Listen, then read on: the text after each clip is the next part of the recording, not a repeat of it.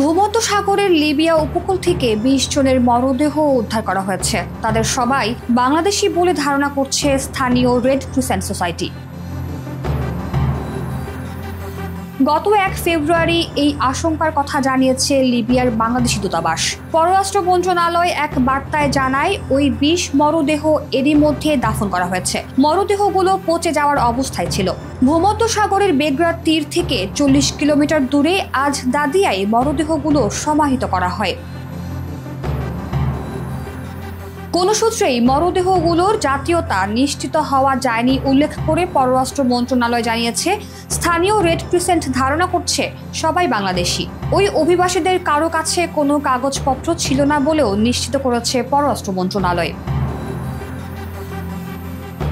লিবিয়ায় বাংলাদেশ দূতাবাস জানায়, ঘটনাস্থল লিবিয়ার পূর্বাঞ্চলীয় সরকারের অধীনে। ভূমধ্যসাগরের উপকূলবর্তী বেগরাত তীর থেকে বেশ কয়েকজন অভিবাসীর মরদেহ উদ্ধারের কথা বাংলাদেশ দূতাবাসকে জানানো হয়। স্থানীয় উদ্ধারকারী কর্তৃপক্ষ রেড ক্রিসেন্টের তথ্য মতে, অভিবাসন প্রত্যাশীদের একটি নৌকা ভূমধ্যসাগরে ডুবে যাওয়ার পর ওই মরদেহগুলো বেগরাত তীরে ভেসে আসে।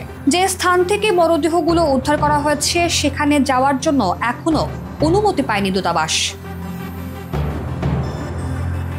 তবে নৌকাডুবির ঘটনায় নিহতদের বিষয়ে বিস্তারিত তথ্য সংগ্রহ এবং প্রয়োজনীয় ব্যবস্থা নিতে বাংলাদেশ দূতাবাস ইতিমধ্যে একটি টিম ঘটনাস্থলে পাঠানোর ব্যবস্থা করেছে। মরদেহগুলোর বিষয়ে যে কোনো তথ্য জানতে দূতাবাসের ফেসবুক কমেন্টে অথবা দূতাবাসের দাপ্তরিক মোবাইল নাম্বারে যোগাযোগ করতে বলা হয়েছে।